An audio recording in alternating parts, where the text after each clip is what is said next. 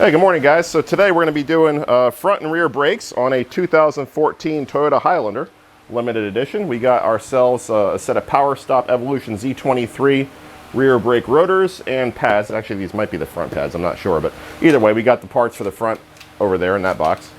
So without further ado, let's tear into this. It should be a pretty easy job. The owner's concern was just some noise while braking and overall brake life. The vehicle's got, what, about 70,000 miles maybe? Just under. Yeah. So this is kind of a prophylactic brake job, let's call it that. No jokes, please. All right, let's get into it. All right, guys, we got the vehicle securely mounted on jack stands. Gonna take off the wheel with a 21mm socket and our impact gun.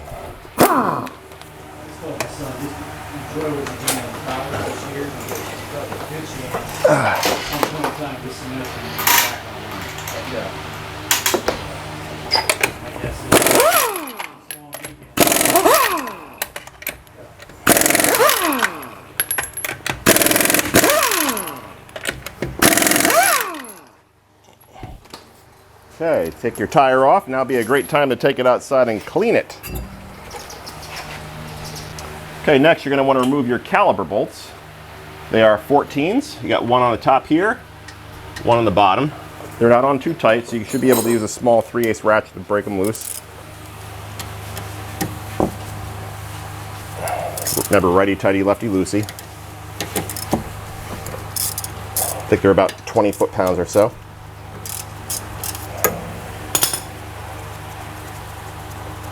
And take these off, set them aside, and your caliper should come off pretty easily. If it doesn't, you can use a clamp to compress your brake caliper piston. So set your caliper aside for a moment. Don't let it hang from the hose. Now you're going to take a 17mm and you're going to remove the bracket that holds the caliper bracket to the frame of the vehicle. I'm using a 3/8 drive ratchet with a 17mm socket. I think these are about 70 foot-pounds, so they're a little bit tighter, but these don't feel anywhere near 70.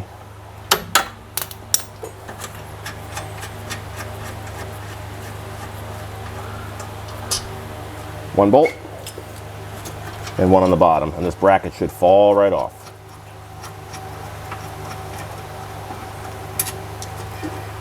Just like so.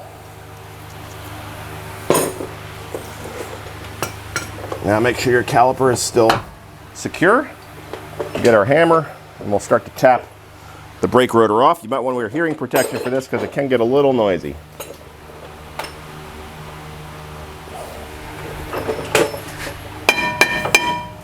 Make sure you release your parking brake, obviously.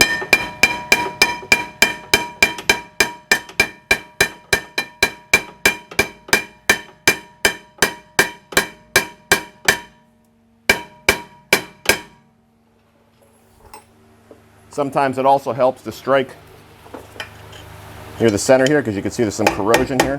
Sometimes just tapping this here loosens it up.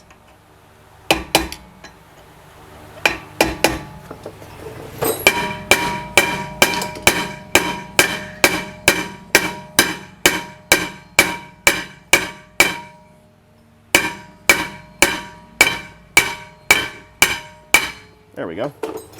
Just wiggle it off. You may have to release your parking brake, but odds are you probably will not. Just like so. Now is a good time to get some brake cleaner and clean up your parking brake, all the brake dust that might be on there. Okay, brake cleaner. Hit it really nicely. Get all that crap off of there.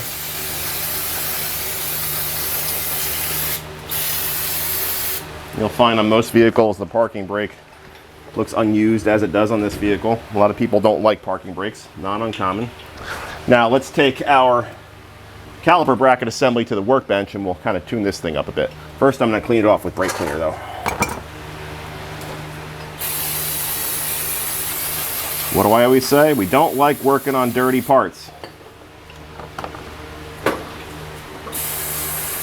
We also don't clean up junk parts.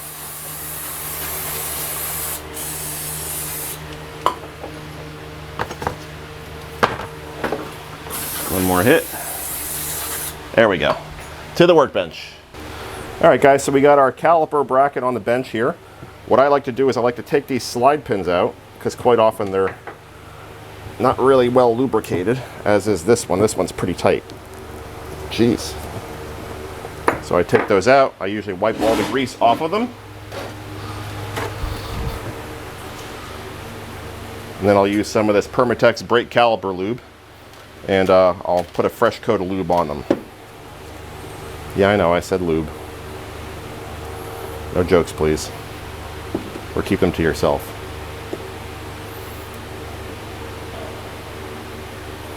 Don't be shy with this stuff, you won't hurt anything.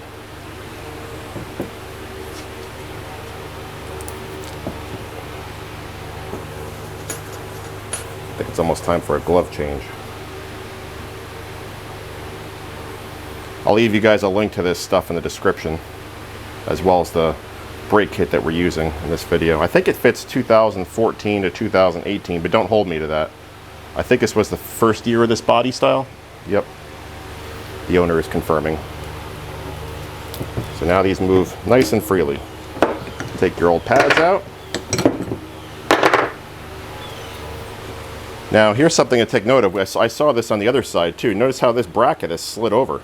So it's not centered on the pad anymore, it's slid over. And like I said, one of the old pads on the other side had that same defect. Interesting. All right, now we gotta take these old clips out. Take note of how they go in. So this bendy thing goes towards the outside. So it's outside here,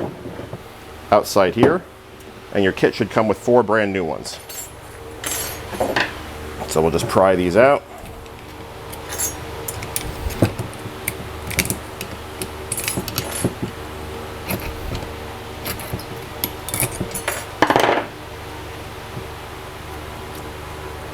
One.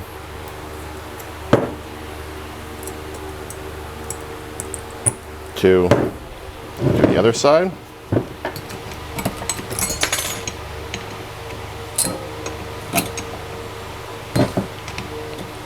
And once you've done or you've seen done a brake job on a vehicle, you can kind of fly through it. The first side that I did off camera, that took a bit longer because I've never done a Highlander before, but now that I have, this side's going quite a bit faster. Make sure everything's on nice and straight. And I like to take a little bit of caliper lube and just coat these clips in here too. Again, you won't hurt anything.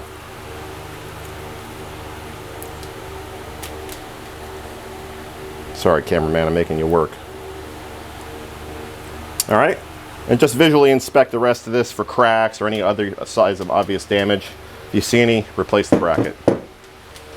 Okay, time to put our fancy shiny new rotor on. Oh, cut. Sorry guys, forgot to put the mic on. So we got our new rotor on. Now it's time to put our bracket on. Sometimes these bolts are a little tricky to line up. I like to put a little bit of anti-seize on there. So this Permatex aluminum anti-seize lubricant. Again, I'll put a link to this in the description. It's really good stuff. A bottle of this will last you your entire life, unless you do this every day. So I just put a little bit on the threads. You don't need to go too crazy. I also put this on lug nuts too. This will help the next guy that has to work on this thing. So let's get our bracket on. You want to try to avoid getting any of this caliper lube on the actual brake rotor. If you do, just hit it with some brake parts cleaner. These can be a little tricky to line up sometimes, and you can see I got some on the rotor. Not the end of the world. Everybody calm down. We'll get our bottom bolt in, and you're going to torque these to 70 foot-pounds.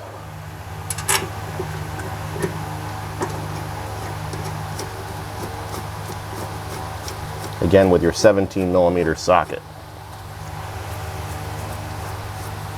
I'm gonna have to reach between the cameraman's legs to get my torque wrench though. Hope he's okay with that. And you just sit here and wind this thing up for about 45 minutes till we get to 70 foot-pounds.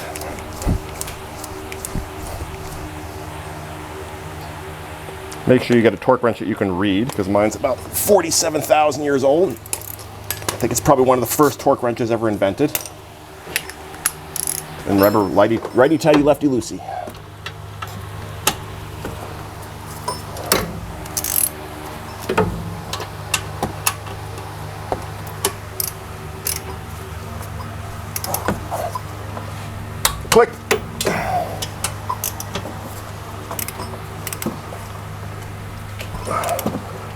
Click. Okay. Now, we did our slide pins. They're nice and free. Now it's time to put our pads on, followed by our caliper. Pads merely just slide in. They're pretty easy to put in crooked. So just take your time. 1.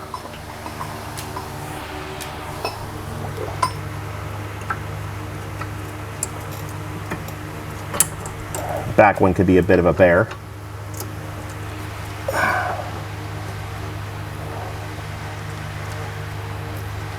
Come on.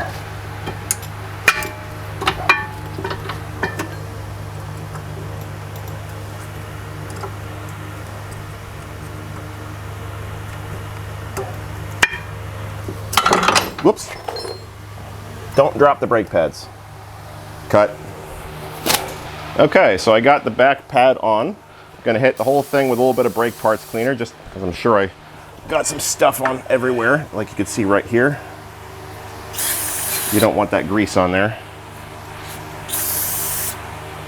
Okay, now what I like to do is take this brake caliper grease and coat the back face of the pad right here where the piston contacts. This will help prevent any squeaking. Doesn't always. I mean, some vehicles are more prone to the squeaking than others, but this is a good prophylactic way to prevent squeaking. It doesn't cost you anything extra, and it won't hurt anything. Okay. So our rotor and bracket assembly are good. Now we have to retract our caliper piston, because you notice the piston is extended because of the brake pad wear. So what I usually do is I'll take an old brake pad somewhere. Let me go grab a brake pad. Okay, so take an old brake pad here, and take a C-clamp, ginormous one like this one, and just retract the piston. You want to go under the hood of the vehicle and open the cap of the brake fluid reservoir. Make sure the fluid level is not too high, because this could cause the fluid level to overflow, because you're actually pumping some fluid back into the reservoir. So just fully retract the piston, as we have done. And if any brake fluid does overflow, make sure you deal with that immediately.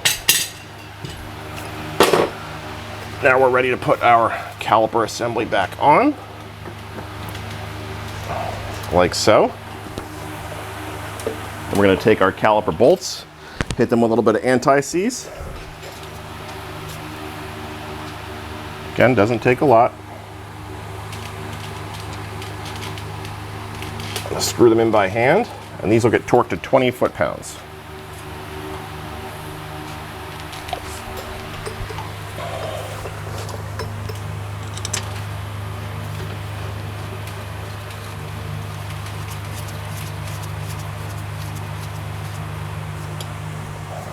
Okay, now stand there and unwind your torque wrench for about 25 minutes. Get your 14mm socket on there and torque them down to 20. And we are at 20.5, 20. There we go.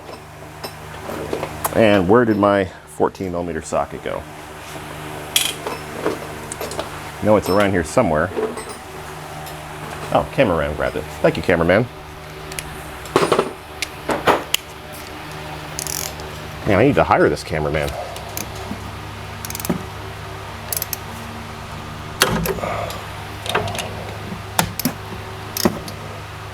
What do you guys think? Should I hire a cameraman? I kind of suck doing this by myself, don't I? I know you guys are too kind. You don't want to say anything. Click. Okay, give it one last hose down.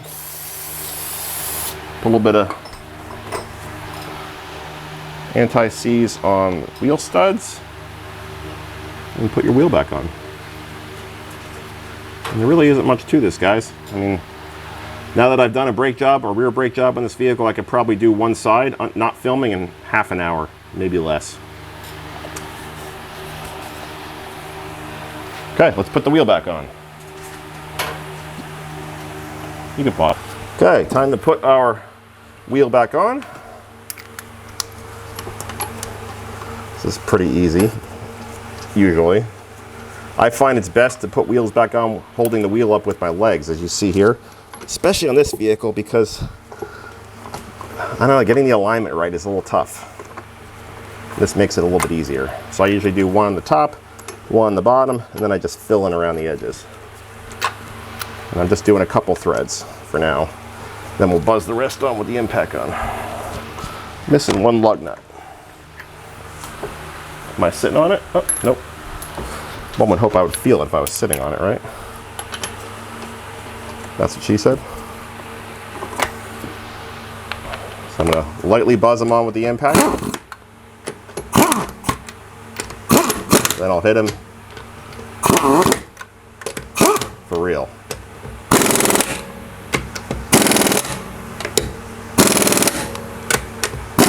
In a star fashion. And that's it. Anybody needs a good impact, Ingersoll Rand.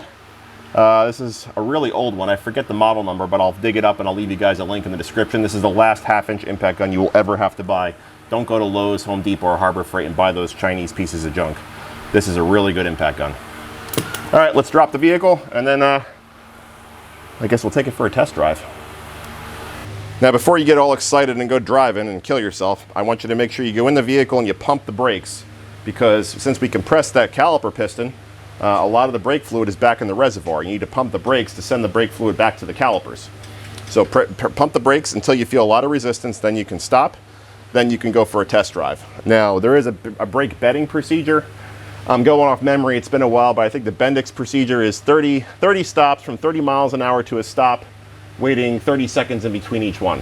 So I think it's a 30-30-30 break-in procedure. In reality, it probably doesn't matter a great deal. You don't want to do a lot of panic stops initially. You don't want to do a lot of soft stops. You don't want to get the brake pads too hot. So, I mean, if you just drive around regularly without bedding the brakes, you'll probably be fine. But again, if you want to, that 30-30-30 procedure is the way to go. All right, so I hope you guys found this rear brake video helpful. Again, I already did the other side. Now we're going to move on to the front. So if you're going to be doing front brakes in this same vehicle, stay tuned for part 2. If you like this video, please subscribe. Thanks for watching and stay safe, everybody.